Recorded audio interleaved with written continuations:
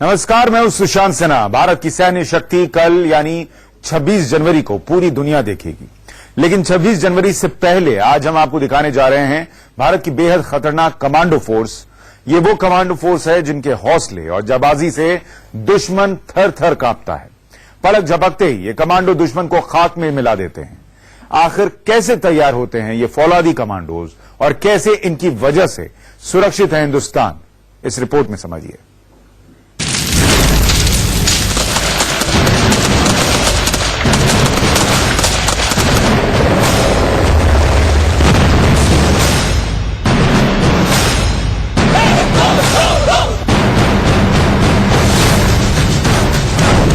इनकी वजह से सुरक्षित है हिंदुस्तान।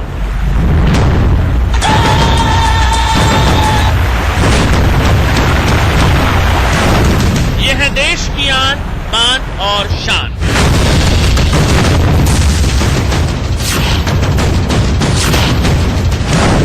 दुश्मन का संहार है इनकी पहचान।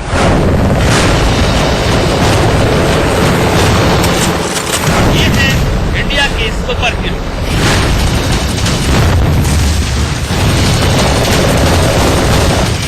हर साल 26 जनवरी के मौके पर पूरी दुनिया हिंदुस्तान की ताकत देखती है।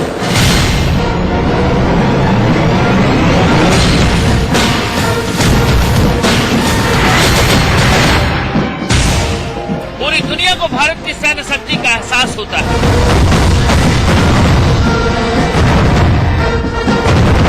किसी भी मुल्क को ताकतवर बनाने के पीछे होती है उसकी स्पेशल फोर्सेस।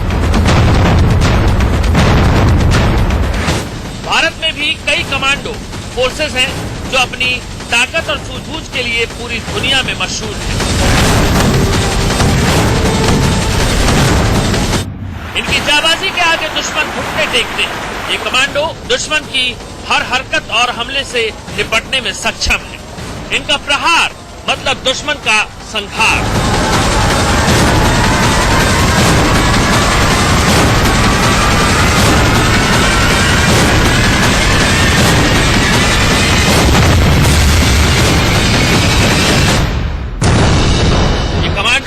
हिंदुस्तान के हर खासोआम को सुरक्षा और गर्व का एहसास कराते हैं। हम आपको ऐसे ही कुछ कमांडो फोर्स से रूबरू कराते हैं।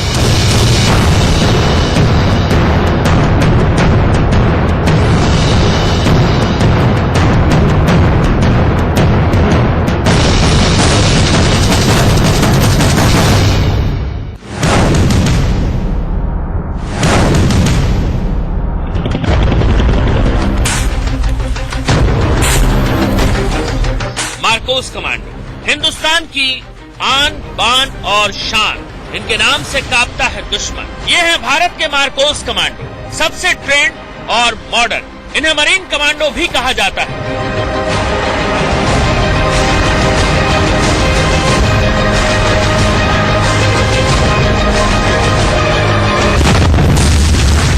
भारत के मार्कोस कमांडो बहुत ही ज्यादा फुर्तीले, मॉडर्न और ट्रेंड होते हैं। इन्हें दुनिया के बेहतरीन यूएस नेवी सील्स की तर्ज पर तैयार किया जाता है। मार्कोस कमांडो बनना आसान नहीं है। इसके लिए सिलेक्ट होने वाले कमांडोज को कड़े इम्तिहान से गुजरना पड़ता है।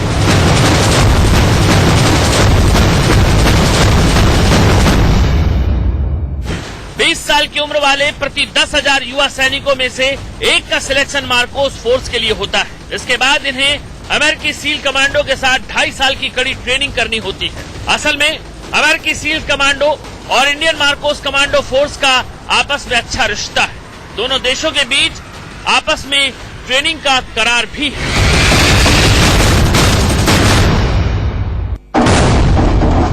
ये तस्वीरें देखिए। 2011 में पाकिस्तान के एबटाबाद में दुनिया के सबसे खतरनाक आतंकवादी ओसामा बिन लादेन का खात्मा यूएस के नेवी सील्स के कमांडो ने किया था। अमेरिका के नेवी सील्स की तरह मार्कोस कमांडो इंडियन नेवी के स्पेशल मरीन कमांडो होते हैं।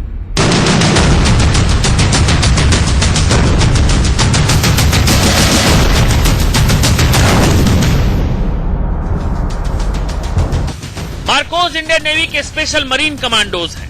स्पेशल ऑपरेशन के लिए इंडियन नेवी के इन कमांडोज को बुलाया जाता है। ये कमांडो हमेशा सार्वजनिक होने से बचते हैं। इन्हें कुछ इस तरह से ट्रेन किया जाता है कि मार्कोस हाथ पैर बंधे होने पर भी तैरने में माहिर होते हैं।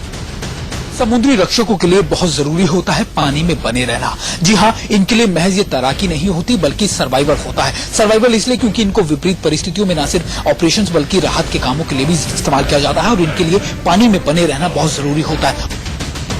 मार्कोस का मकसद आतंकियों को उन्हीं के तरीके से मारना, मुश्किल हालात में युद्ध करना, बंधकों को मुक्त कराना और खास ऑपरेशंस को पूरा करना है। मुंबई हमले में मार्कोस ने भी आतंकियों को काबू किया था। इनकी ट्रेनिंग इतनी सख्त है कि हर 100 जो नेवल रेटिंग्स हैं 100 में से भी केवल एक ही आदमी है जो मार्कोस की ट्रेनिंग के लिए फिट होता है। कहा जा रहा है कि ये जो ट्रेनिंग है अमेरिका के जो रेंजर्स हैं या अमेरिकन सील्स हैं या उनके मुकाबले में जो ब्रिटिश वगैरह हैं उनसे भी ज्यादा सख्त है। और मार्कोस जो हैं जब इनको दूसरे देशों के साथ जॉइंट एक्सरसाइज में कहीं इस्तेमाल किया जाता है तो हमारे MARCOS are standing apart from the others.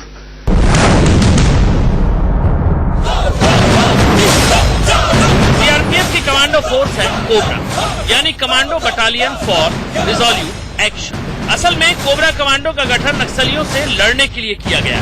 Cobra commando घने जंगलों में रहकर नक्सलियों से लोहा लेने और अपनी जाबाजी के लिए जाने जाते हैं, लेकिन खासतौर से गोरिल्ला ट्रेनिंग दी जाती है।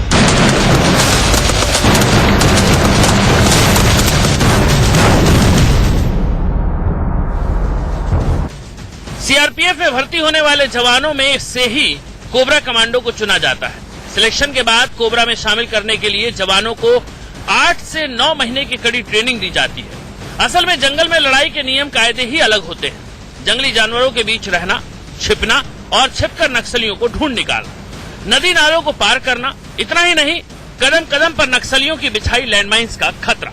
लिहाजा कोबरा कमांडो को जंगली लड़ाई के लिहाज से तैयार किया जाता है।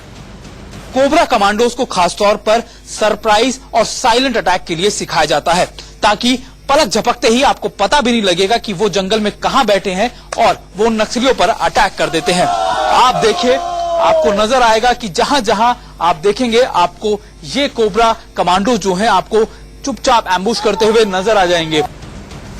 ये कमांडो गुरिल्ला वार में माहिर हो जाते हैं। ये कोबरा कमांडो की जाबाजी का ही नतीजा है कि रेड कॉरिडोर से नक्सलियों के पैर भी धीरे धीरे उखड़ते जा रहे हैं।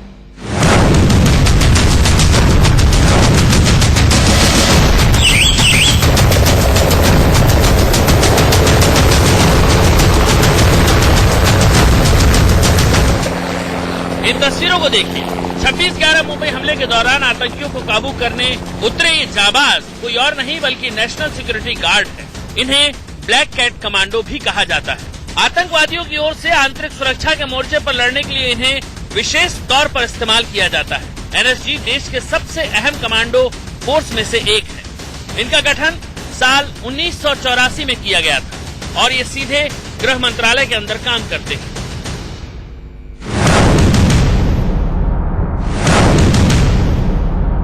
एनएसजी यानी ब्लैक कैट्स, अक्सर आप इनको काले कपड़े, काले नकाब और काले साजो सामान में ही देख पाते होंगे। ब्लैक कैट्स का असली मकसद होता है आतंकवाद से निकालना या फिर आतंकवादी गतिविधियों के अंदर एक बड़े ऑपरेशन को चलाना। खास बात यह है कि जब भी कोई आतंकवादी ग्रुप या कोई किसी एयरप्लेन में जमीन पर या कोई किसी बड़े हमले को अंजाम देता है तो उससे हॉस्टेजेस यानी लोगों को सुरक्षित निकालना, उस आतंकवादी हमले को नाकाम करना, ये सभी एनएसजी की प्राथमिकता है। एनएसजी को खासतौर पर ऐसे ही ऑपरेशन के लिए ट्रेन किया जाता है जिसमें न सिर्फ वो लाइव बम्स को यानी बॉम्ब के रखे हुए जाने को, निरीक्षण को या फिर उसको पूरी तरीके से डिसमेंटल करते हैं बल्कि आतंकवादी मंसूबों को भी नाकाम करते हैं।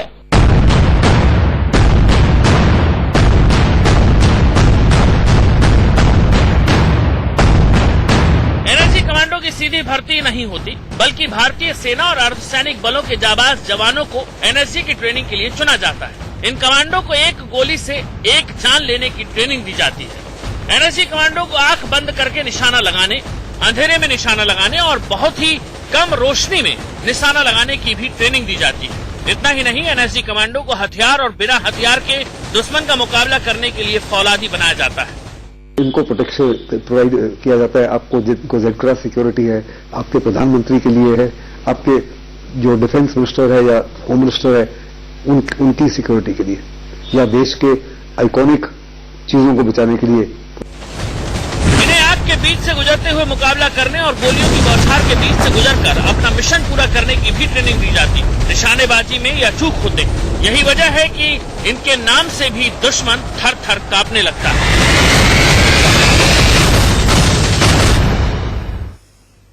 स्पेशल ऑपरेशंस के दौरान हवा से हमला करना, हवा के जरिए चोरी छिपे दुश्मन के घर में दाखिल होना स्ट्रैटेजी का हिस्सा होता है, लेकिन यह काम बहुत चुनौतीपूर्ण और खतरनाक होता है। ऐसे ऑपरेशंस के लिए खास तौर पर तैयार किए जाते हैं पैरा कमांडोज और गरुड़ कमांडो। आखिर इनकी तैयारी होती कैसे है? हिंदुस्तान के जाबाज फोर्स में शामिल होने वाले ये जाबाज कैसे तैयार किए जाते हैं, वो इस रिपोर्ट में देखिए। ये आसमान में मौत बनकर टूटते हैं।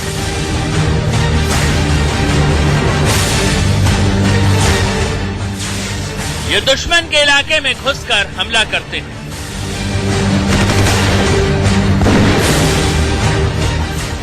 ये घात लगाकर प्रहार करने में माहिर हैं। ये है हिंदुस्तान के सुपर हीरो पैरा कमांडो। दुश्मन के इलाके में घुसकर घात लगाकर हमला करने की चुनौती हो या फिर आतंकवादियों के खिलाफ स्पेशल ऑपरेशन, आसमान से छलांग लगाकर दुश्मन का संहार करने में माहिर होते हैं पैरा कमांडो। आज हिंदुस्तान के पास आसमान से धावा बोलने वाले 2000 घातक पैरा कमांडो हैं। ये पैरा कमांडो देश की तीनों सेनाओं के लिए कितने अहम हैं, इसका अंदाजा इस बात से लगाया जा सकता है कि 1971 की भारत पाकिस्तान जंग में 700 पैरा कमांडोज ने लड़ाई का रुख बदल दिया था।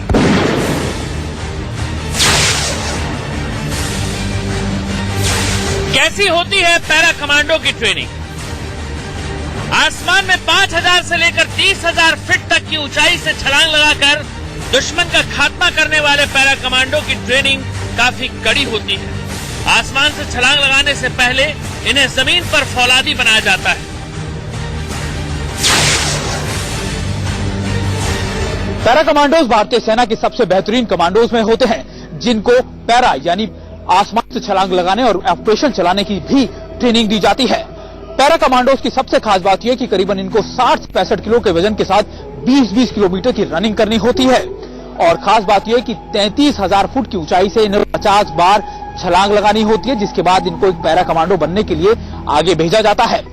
पैरा कमांडोज की ट्रेनिंग इतनी सख्त होती है कि ज्यादातर कमांडोज इसको बीच में ही छोड़ देते हैं और इनको आयरन मैन भी कहा जाता है। जहां तक पैरा कमांडो का ताल्लुक है, ये वो पैरा ट्रूपर्स हैं, पैरा कमांडोज हैं जिनको हवा हेलीकॉप्टर के माध्यम से, स्लिबरिंग के माध्यम से जो हेलीकॉप्टर से करते हैं, या AM-12 के माध्यम से, या AM-32 के माध्यम से, या हरकुलिस के माध्यम से इनको एयर ड्रॉप किया जा सकता है, पैरा ड्रॉप किया जा सकता है। इनको कड़ी ट्रेनिंग दी जाती है आगरा के अंदर, और ये हर साल इनको अपनी पैरा जंपिंग को रिवाइज करना पड़ता है। हर हालात से निपटने में सक्षम पैरा कमांडो। कड़ी ट्रेनिंग से निकलने के बाद ये पैरा कमांडो दुश्मन के लिए काल बन जाते हैं।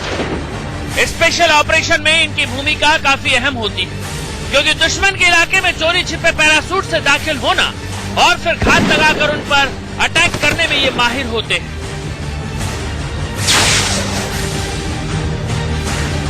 गरुड़ कमांडो नेवी के मार्कोस और आर्मी के पैरा कमांडो की तर्ज पर भारतीय वायुसेना की ताकतवर फोर्स है गरुड़ कमांडो। गरुड़ कमांडो को दुश्मनों की टोह लेना, हवा से हमले करना और काउंटर टेररिज्म का जिम्मा उठाने के लिए ट्रेन किया जाता है, जबकि सामान्य हालत में ये वायुसेना की एयरफील्ड्स की सुरक्षा करते हैं। 2.5 साल की कड़ी ट्रेनिंग के बाद तैयार होते हैं गरुड़ कमांडोज। इंडियन एयरफोर्स के सबसे बेहतरीन कमांडोज माने जाते हैं। इनको उफनती नदियों, आग के जलजिले और कह सकते हैं कि बिना सहारे पहाड़ों पर चढ़ने की पूरी ट्रेनिंग दी जाती है। गरुड़ कमांडोज अत्याधुनिक है और इनके हथियार भी कुछ ऐसे ही होते हैं। गरुड़ कमांडोज को खास आपके टेररिज्म वाले ऑपरेशंस के अंदर इस्तेमाल किया जाता है। देश में करीब 2000 गरुड़ कमांडो हैं।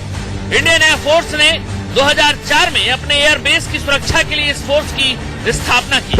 गरुड़ कमांडो को युद्ध के दौरान दुश्मन की सीमा के पीछे काम करने के लिए ही ट्रेन किया जाता है। ये कमांडोज अब तक माओवादियों के खिलाफ कई मुहिम में शामिल किए जाते रहे हैं। Sumit Chaudhary, India news. इन कमांडोज की एक झलक आपको गणतंत्र दिवस की परेड में भी दिखेगी, लेकिन हमारी कोशिश थी कि आपको पता चल सके कि ये तैयार कैसे होते हैं और कैसे देश की रक्षा में लगातार 24 घंटे तैनात रहते हैं। हमारी इस खास पेशकश में आज के लिए इतना ही। नमस्कार।